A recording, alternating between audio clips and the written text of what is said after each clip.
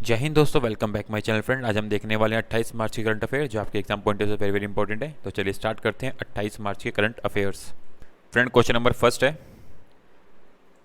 Book से related है। Arc bishop Desmond टूटू और किसके द्वारा एक चित्र पुस्तक the little book of Joy लिखी गई है फ्रेंड्स? तो फ्रेंड, किसके द्वारा लिखी गई? दूसरे इसके सह सहयोगी कौन रहे हैं? तो वो हैं ऑप्शन ए तेनजिन ग्यात्सो। ठीक है, तेनजिन ग्यात्सो और आर्क आर्क बिशप डेसमंड टूटू द्वारा ये पुस्तक लिखी गई है। ठीक है, जो तेनजिन ग्यात्सो है वो कौन है? वो नोबेल शांति पुरस्कार विजेता 14वें दलाई लामा ने नाम सुना होगा, ये उनका नाम है। ठीक है, इन्होंने और आर्क बिशप डेसमंड टूटू द्वारा सेस लेखक एक चित्र पुस्तक संस्करण जिसका the little book of Joy लिखी है, जो सितंबर 2022 में जारी की जाएगी। ठीक है, वेरी वेरी इंपॉर्टेंट, याद रखना। ठीक है, लिटिल बुक ऑफ जॉय आप पिक्चर देख सकते हैं यहाँ पे। ठीक है फ्रेंड, क्वेश्चन नंबर सेकंड है, निम्नलिखित में से किस संस्थान ने हाल ही में अफ्रीका के काले गैंडों को बचाने के लिए पहला वन्य बॉन्ड जारी किया? वेरी वेरी इंपॉर्टेंट, पहला वन्य बॉन्ड जारी किया गया। तो वो किस संस्था ने किया है फ्रेंड? राइट आंसर होगा ऑप्शन सी। ठीक है, विश्व बैंक ने पहला वन्य बॉन्ड जारी किया है। ठीक है, अब जिसके द्वारा जो अफ्रीका के अंदर जो ये गैंडे हैं, जो लुप्त होते जा रहे काले गैंडे, इनको बचाने के लिए वहाँ पे बड़े बड़े संरक्षण खोले जाएंगे ताकि इनकी प्रोटेक्शन वहाँ पे की जा सके। ठीक है, अब जो ये बॉन्ड्स हैं वो तकरीबन 5 वर्ष में $150 मिलियन तक की विकास बॉन्ड रहेंगे ये। तो याद रखना, अफ्रीका के अंदर काले गैंडे पाए जाते हैं और जिसको प्रोटेक्शन करने के लिए विश्व बैंक ने बॉन्ड जारी किए हैं। अगर हम विश्व बैंक की बात करें तो वॉशिंगटन डीसी में इसका मुख्यालय है। इसका गठन हुआ था जुलाई 1944 में हुआ था। ठीक है, वेरी वेरी इंपॉर्टेंट, याद रखना ये चीज़ें। ठीक है फ्रेंड, क्वेश्चन नंबर थर्ड है, सेंट्रल बैंक ऑफ चिली के गवर्नर का नाम आपको बताना है, जिन्होंने हाल ही में गवर्नर ऑफ द ईयर का पुरस्कार सम्मानित किया गया फ्रेंड। ठीक है ना, इन्होंने गवर्नर ऑफ द ईयर का पुरस्कार जीता है। चिली के सेंट्रल बैंक के ये सेंट्रल बैंक के मेन गवर्नर हैं। तो इनका आपको नाम बताना है, क्या नाम है? तो इनका राइट आंसर होगा ऑप्शन डी, मारियो माल्से। ठीक है ना, इनका नाम है मारियो माल्से। इन्होंने गवर्नर ऑफ द ईयर का अवार्ड जीता है। ठीक है, चिली के गवर्नर है ये। 2016 में इन्होंने पदभार संभाला था और उन्होंने वहाँ पे काफ़ी बेहतरीन कार्य किए वहाँ के प्रबंधन, वहाँ के बैंकों के लिए। तो इनके उसी के लिए इनको इस सम्मान से सम्मानित किया गया। ठीक है फ्रेंड्स। क्वेश्चन नंबर फोर्थ है, 1 अप्रैल 2022 से कितने वर्ष की अवधि के लिए हिसाशी टेकुची को मारुति सुजुकी का एमडी और सीईओ नियुक्त किया गया है? तो फ्रेंड, कितनी वर्षों की अवधि के लिए करा गया इनको नियुक्त?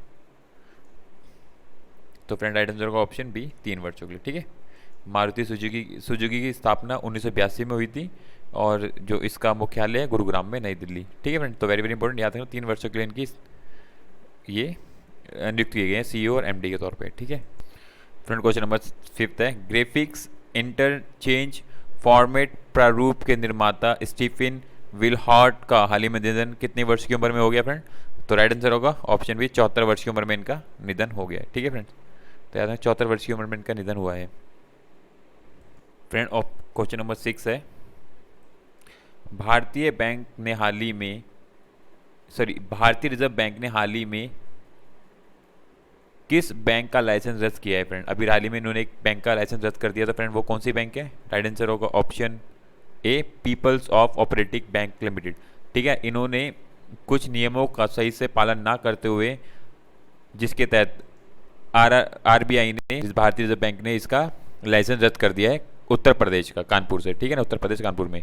तो 1949 की धारा 56 के तहत आवश्यकताओं का पालन न करने में विफल रही people's of operating bank limited Kanpur Uttar Pradesh का लाइसेंस रद्द कर दिया गया। ठीक है ना, अब कौन कौन सी धारा नहीं फॉलो की गई हैं वो पूरी यहाँ पे एक्सप्लेनेशन दी गई है, जो आपको पढ़ लेनी है। ठीक है फ्रेंड, सहकारी समिति लागू करने के लिए अधिकतम संशोधन के अधीन कुछ चीज़ें थी जो इन्होंने नहीं कर पाई, जिसके कारण इसको ये करना पड़ा है आरबीआई को। ठीक है फ्रेंड्स, तो पीपल्स को ऑपरेटिंग बैंक का लाइसेंस रद्द किया गया है। फ्रेंड, लाइसेंस रद्द क्यों किया गया है? क्योंकि अब कुछ चीज़ें जरूरी होती है जो आपको करनी होती है बैंकों के अंदर, तो वो उस कार्य को करने में ये समर्थ नहीं थे। ठीक है ना, बैंक के पास पर्याप्त पूंजी नहीं थी, कमाई के संसाधन खत्म हो गए थे, संभावनाएं नहीं थी। वर्तमान में इस स्थिति में देखें तो बैंक अपने वर्तमान जमाकर्ताओं की पूरी पेमेंट करने में असमर्थ था। तो इन सब चीज़ों को देखते हुए इसका लाइसेंस रद्द किया गया है, ठीक है ना। तो जब बैंक अच्छी तरह से परफॉर्म नहीं कर पाती है तो आरबीआई ऐसी चीज़ों में इन्वॉल्व होकर इन सबको बंद कर देता है, क्योंकि ग्राहकों को दी जाती है 5 लाख रुपए तक का भी हम बोल देंगे कि अगर कोई भी बैंक डूबता है तो 5 लाख तक का उनका इंश्योरेंस रहेगा जो मिलेगा मिलेगा। सपोज आपका 10 लाख रुपया डूबता है तो 5 लाख तो आपको मिलेंगे मिलेगी, ये गारंटी दी जाती है, ठीक है। फ्रेंड क्वेश्चन नंबर 7 है, इंपॉर्टेंट है, याद रखना। नीति आयोग द्वारा हाल ही में निर्यात तैयारी सूचकांक का कौन सा संस्करण अभी जारी किया गया फ्रेंड? तो कौन सा संस्करण जारी किया जिसके अंदर ये है सेकंड संस्करण, ठीक है ना। नीति आयोग ने ये सेकंड संस्करण जारी किया है निर्यात का, ठीक है। नीति आयोग द्वारा प्रतिस्पर्धा संस्था के सहयोग से हाल ही में निर्यात तैयारी सूचकांक का दूसरा संस्करण जारी किया है, जिसके अंदर इस साल भी गुजरात ने दूसरी बार पहले स्थान पर बाजी मारी, वहीं महाराष्ट्र, कर्नाटका, तमिलनाडु, हरियाणा फिर है, ठीक है। याद रखना इंपॉर्टेंट है, निर्यात तत्परता सूचकांक ईपीआई, ठीक है। तो जिसके अंदर आप देख सकते हो सूचकांक में 4 स्तंभ, 11 उप स्तंभ और 16 संकेत शामिल हैं, जिसमें 28 राज्य और 8 केंद्र शासित शामिल किए जाते हैं, ठीक है। नीति आयोग क्या है कि नीति और निर्यात और आयात के लिए रणनीतिक दिशा प्रदान करने वाली व्यापक व्यापार नीति, बिजनेस, फिर आता है बिजनेस इकोसिस्टम आता है, एक कुशल बिजनेस इकोसिस्टम जो राज्यों को निवेश आकर्षित करने और स्टार्टअप शुरू करने हेतु व्यक्तियों के लिए एक सक्षम बुनियादी ढांचा बनाने में मदद करता है, ठीक है ना। क्योंकि बेसिकली आप कब इसमें इंक्रीज कर सकते हो, आपका एकदम जो भी कोई स्टार्टअप करना चाहता है उसके लिए जो टर्म कंडीशन हो बहुत इजी हो और अपना स्टार्टअप जल्दी से कर सकें, ठीक है ना। हमारे देश के अंदर अभी भी कई ऐसी जगह पे है ऐसा कि आपको लैंड परचेज करना है, लैंड लेने में इतनी चीज़ें करनी पड़ जाएंगी कि आप एक लैंड ही ले पाओगे। अगर वहीं हम चाइना की बात करें, वहाँ पे लैंड एक्वाइजेशन इतना ईजी है कि कुछ कहने की हद ही नहीं है, ठीक है। तो कुछ चीज़ों के मामले में अभी भी हम पीछे रह जाते हैं, इसलिए हम थोड़ा जिस हिसाब से हम चल रहे थोड़ा तेज़ी से, अगर हमें वो लैंड एक्वाइजेशन में थोड़ी दिक्कतें ना आए तो हम भी बहुत तेज़ी से आगे बढ़ सकते हैं, ठीक है ना। तो कुछ चीज़ें रहती है प्रॉब्लम में, बाकी हाँ इंक्रीज़ हो रहे चीज़ें बढ़ रही हैं आगे आगे, ठीक है। तो ये इसी को ध्यान में रखते हुए स्तंभ जो बताएंगे 4 स्तंभ किन किन चीज़ों के बेसिस पे ये चीज़ें बनाई गई हैं, तो यहाँ पे सब चीज़ें लिखी गई हैं वो, ठीक है। देखो फ्रेंड, यहाँ पे सब चीज़ें निर्यात निर्देशक है, उप यहाँ सब में क्या है, सूचकांक सिस्टम में क्या है, और यहाँ पे कौन से, देखो हिमालय में कौन से उत्तराखंड ने बाजी मारी, हिमाचल सेकंड नंबर पर आए, कोस्टल एरिया में गुजरात सबसे आगे रहा है, ठीक है ना। इस तरीके से लैंडलॉक कंट्री जो स्टेट्स हो गए उनके लिए, और स्टेट और यूटी में दिल्ली सबसे आगे है। तो सब चीज़ों को यहाँ पे इन्होंने पूरा दे दिया है, जो आपको ध्यान में रखना है कौन सा कहाँ पे रहा है उसके अकॉर्डिंग आपको याद रखना है, ठीक है फ्रेंड्स। चलते हैं नेक्स्ट क्वेश्चन की तरफ। फ्रेंड कुछ एडिशनल इन्फॉर्मेशन और जुड़ी गई है जो आपको पढ़ लेनी है, ठीक है ना। ईपीआई क्या है, ये सब चीज़ आपको पता होना चाहिए ताकि किसी भी तरह के क्वेश्चन आप इजीली अटैम्प्ट कर लें, ठीक है। फ्रेंड क्वेश्चन नंबर 8 है, कर्नाटक के मंगलुरु में वार्षिक मंगलुरु कम्बाला का कौन सा संस्करण शुरू किया गया है? फ्रेंड ये कौन सा संस्करण हो रहा है इस बारी का? ये है ऑप्शन बी 5वां, ठीक है ना। कम्बाला बेसिकली इसमें क्या होता है कि 2 बैलों का गलियारा बना देते हैं जिसमें पानी भर देते हैं, और 2 गलियारे में फिर 2 बैल एक पक्ष के पास, 2 बैल एक पक्ष के पास, और उसको वो पीछे जोड़ते हैं जो भी इसके में जो उनको कंट्रोल कर रहा होता है। तो इस तरीके कुछ प्रदर्शन किया जाता है, ठीक है। तो इसका आयोजन इस बार ये 5वां संस्करण है, कर्नाटका में ये इसका बहुत ही बड़े पैमाने पे इसका आयोजन किया जाता है, ठीक है ना, जिसके अंदर तकरीबन 150 जोड़ियाँ हिस्सा ले रही हैं, ठीक है। तो कम्बाला जो ये हो रहा है वो कर्नाटक के मंगलुरु में हो रहा है आयोजन, ठीक है फ्रेंड्स। ये कम्बाला के बारे में पूरी जानकारी लिखी, क्या है क्या नहीं है एकदम, ठीक है ना, आपको पढ़ लेने की चीज़ के बारे में, ठीक है फ्रेंड्स। चलते हैं आगे की तरफ।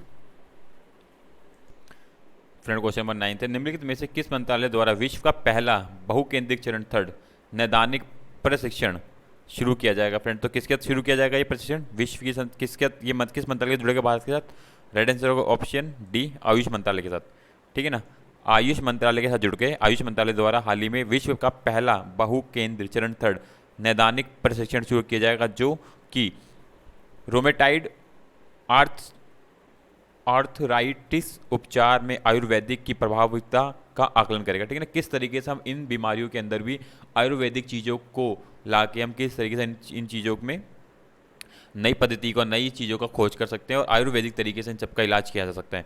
तो इसके ऊपर ये सारा कार्य किया जाएगा, जिसमें आयुष मंत्रालय अब इन्वॉल्व हो चुका है और ये इसमें पूरा कार्य करेगा, ठीक है फ्रेंड। तो याद रखना आयुष मंत्रालय के द्वारा ये किया जाने वाला है।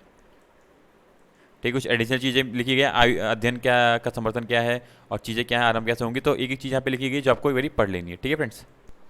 Friend question number 10 very very important, निम्नलिखित में से कौन सी कंपनी फीफा विश्व कप 2022 को स्पॉन्सर करने वाली पहली भारतीय कंपनी बनने जा रही है। फ्रेंड वेरी वेरी इंपॉर्टेंट, ठीक है ना, जैसे आपको दिख रहा होगा ये बायजूस, तो बायजूस पहली बार फीफा को स्पॉन्सर करने जा रही है, तो वेरी वेरी इंपॉर्टेंट, याद रखना फीफा को करने जा रही है, तो ये इंपॉर्टेंट हो जाता है। ठीक है ना, इस तरह के क्वेश्चन आने के पूरे पूरे चांस रहेंगे। तो फीफा इस बारी बायजूस फीफा को इस बारी स्पॉन्सर करने जा रहा है। ठीक है, पहली भारतीय कंपनी बन गई है, विश्व का के पहले बायजूस को आधिकारिक तौर पर स्पॉन्सर चुन लिया गया है। ठीक है फ्रेंड, बहुत बड़ी बोली लगाई गई है जिसमें इसको ये विजेता घोषित किया गया, उन्होंने ये स्पॉन्सरशिप जीत ली है।